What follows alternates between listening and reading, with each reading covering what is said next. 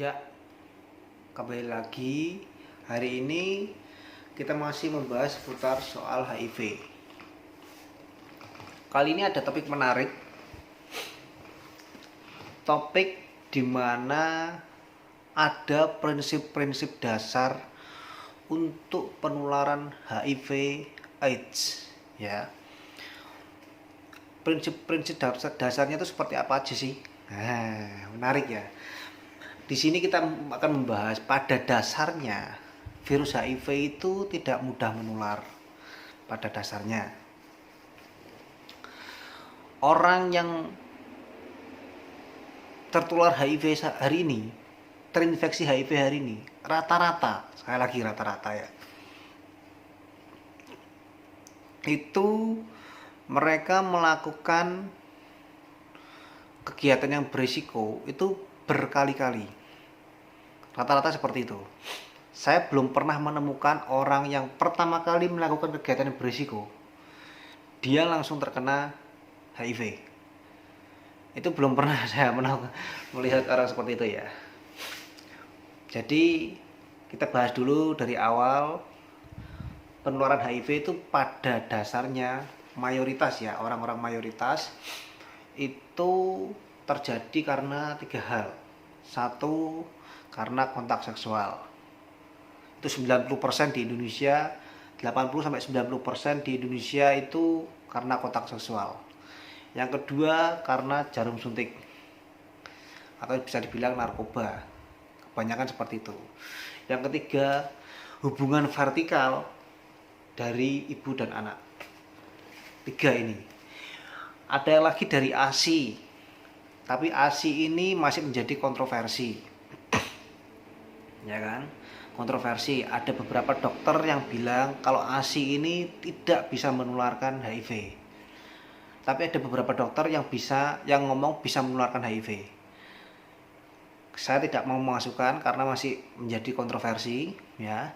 Saya cuma memasukkan 3 ini. 1, kontak seksual, 2, jarum suntik, yang ketiga adalah vertikal dari ibu dan anak. Jadi kontak seksual yang paling banyak itu adalah heteroseksual. Yang kedua adalah LGBT. LGBT itu cukup banyak, transgender dan gay, homo ya, homo. Lesbi bisa nggak menularkan? Bisa, tapi kemungkinannya kecil sekali. Di Indonesia ini mungkin cuma 0, sekian, atau paling banter cuma 1%-an kurang lebih lah ya. Kurang lebih cuma 1%-an. Nah, di Indonesia ini itu kebanyakan tetap yang namanya heteroseksual. Karena mereka itu gonta-ganti pasangan itu yang paling banyak, ya kan? Dan pada dasarnya prinsipnya itu tidak mudah menular. Kalaupun dia tertular HIV hari ini itu karena banyak sekali melakukan kegiatan yang berisiko. Ada 4 prinsip dasar penularan HIV. Ini perlu dicatat, perlu diingat. 4 ini adalah ESSE. E yang pertama itu adalah exit. Pasti dong virus harus keluar ya kan? Virus harus keluar dari mana? Biasanya dari darah, 1 ya kan? Cairan sperma yang kedua. 3, cairan vagina. Yang keempatnya biasanya dari dubur, cairan dubur, cairan anal ya, anal. Exit.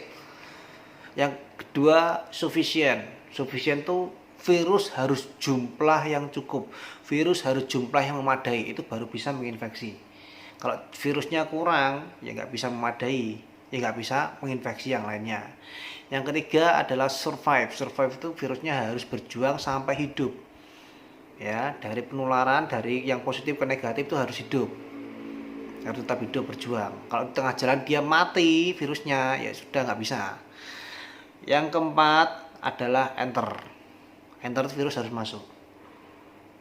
Melalui apa tadi? Ya melalui darah, cairan sperma, cairan vagina ataupun cairan di dubur, taruh di anal ya. Ya. Empat-empatnya ini harus masuk semua. Kalau ada satu aja dari 4 ini yang tidak terlaksana, itu tidak akan terjadi yang namanya penularan HIV. Saya kasih contoh, ini kisah nyata bahwa pada dasarnya itu virus HIV itu tidak mudah menular. Ada salah satu pasien, kisah nyata ini, satu pasien ini positif HIV. Dia dioperasi, tapi sebelum dioperasi dia itu nggak tahu kalau positif HIV. Jadi termasuk dokternya, perawatnya tidak tahu, karena ini urgensinya tinggi, langsung aja dioperasi, ya kan? Dioperasi. Terus habis gitu, suatu ketika waktu operasi, tangannya perawat itu tersilat, di sebagian sini ada tersilat dia berdarah, dan darahnya orang pasien yang positif HIV itu sudah masuk ke dalam sini, ya kan? Sudah berdarah semua, sudah ini tangannya udah darahnya orang pasien tadi ya. Tapi kan dokter dan perawat itu sebelumnya belum tahu kalau ini positif HIV, ya kan? Terus besoknya baru tahu kalau pasien ini positif HIV. Terus dokter bedah tadi manggil perawatnya, dipanggil. Pak, kemarin Bapak tersilat pisau? Iya. Terus udah kena darahnya pasien juga nggak? Kena. Gimana dokter? Gini, darah pasiennya sudah positif HIV. Langsung kaget kan? Ya kan? Otomatis dong. Kaget, terus dia shock. Ya kemungkinan sih bisa terjadi kamu bisa tertular HIV. Lebih shock lagi, ya kan? Lebih shock lagi. Terus habis gitu udah deh langsung dicek HIV-nya. Dokter menyarankan untuk cek HIV. Perawatnya dicek HIV dan ternyata hari pertama diduga terpapar itu dia negatif HIV. Terus dokter menyarankan untuk 3 bulan. 3 bulan kan window period ya, masa jendelanya dia 3 bulan. Itu zaman dulu 3 bulan itu window period, tapi kalau sekarang 1,5 bulan sudah bisa terdeteksi dan cukup akurat, karena hari ini rapid testnya sudah memakai generasi yang keempat. Kalau generasi yang keempat itu 1,5 bulan sudah cukup bisa, karena memakai antibodi dan antigen ya. Jadi 45 hari sudah bisa cukup efektif dan akurasinya bisa 98% lebih. Zaman dulu kan 3 bulan, dokter menyarankan 3 bulan. Begitu dia disuruh nunggu 3 bulan, perawat ini stres, ya kan? Gak bisa tidur gak enak dan lain sebagainya. Terus tiba harinya sudah sampai 3 bulan atau 90 hari, dicek, ternyata perawatnya hasilnya negatif setelah 3 bulan. Terus dokternya ngomong, wah untung aja ya kamu negatif, padahal pasiennya itu positif HIV dan langsung masuk ke darah ya, tangannya masuk ke darah gini, langsung masuk. Nah, terus dia tanya, dokter ini apakah sudah final, sudah akurat, sudah final. Tapi kalau kamu masih kurang yakin ya lebih bagus lagi bulan ke-6 dicek lagi. Begitu dia bulan ke-6 dicek lagi, nunggu lagi kan, dari 3 bulan ke-6 itu dia stres lagi, tidur nggak enak, psikosomatis gitu, kepikiran dan lain sebagainya, kerja juga nggak enak dan lain sebagainya.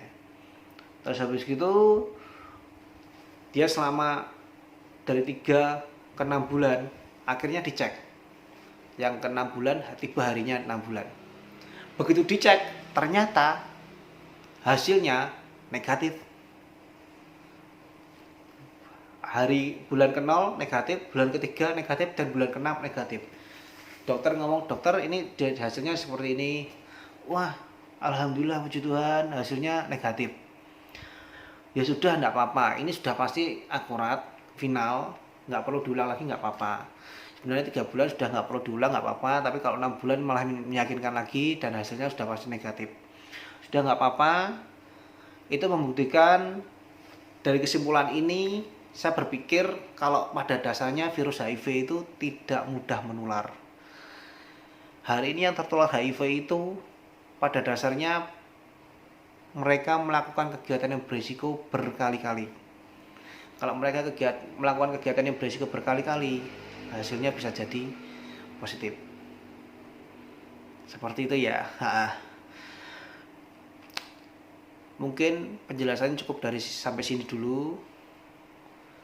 Semoga bermanfaat. Sekian, terima kasih.